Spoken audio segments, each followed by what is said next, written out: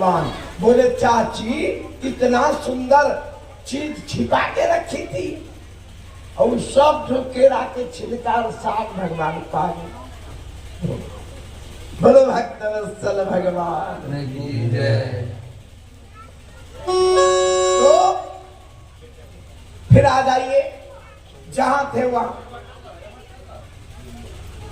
तो रावण ने विभीषण को लात मार कर निकाल दिया। विभीषण बोले भैया तुम बड़ा भाई है, हम छोटा भाई। बड़ा भाई पिता के समान होता है। तुम पितु सरिस भले ही मोहि मारा, लेकिन राम भजे हित नाथ तुम्हारा।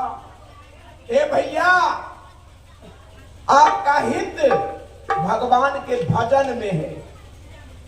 और विभीषण जी वहां से चल दिए तो संत पर लात उठा दिया। विभीषण जी वहां से चले तो तुलसी बाबा लिखते हैं अस कहीं चला विभीषण जब ही तो आयुहीन। रावण तो आज मर गया, मर गया। और ना कहां बाकी है? आयुहीन भये सब। जब ये संत पर लात उठाया रावण मर गया, क्योंकि रावण का सब पुण्य लेकर के विभीषण जी चले गए भगवान के शरण में। तो भगवान का दरबार तो ऐसा है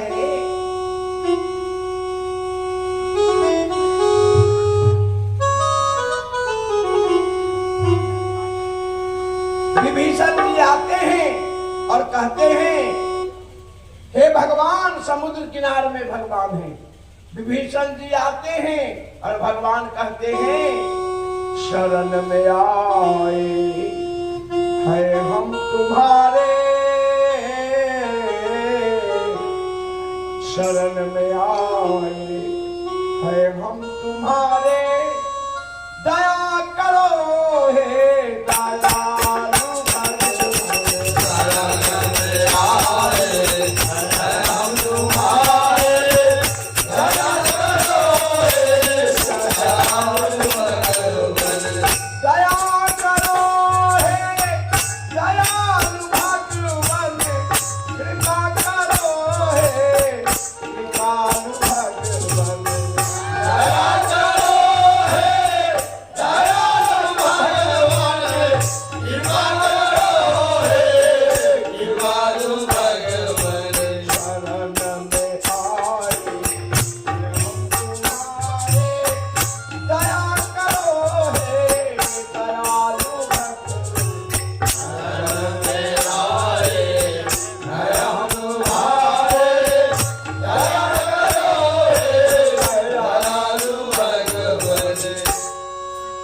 जब ये कहा है भगवान हम आपके शरण में आए हैं, तो देखिए हमारे आपके पत्नी को, बहन को, बेटी को कोई उठा के ले जाए और उसका भाई आवे, उसका बेटा आवे, तो हम लोग क्या करेंगे?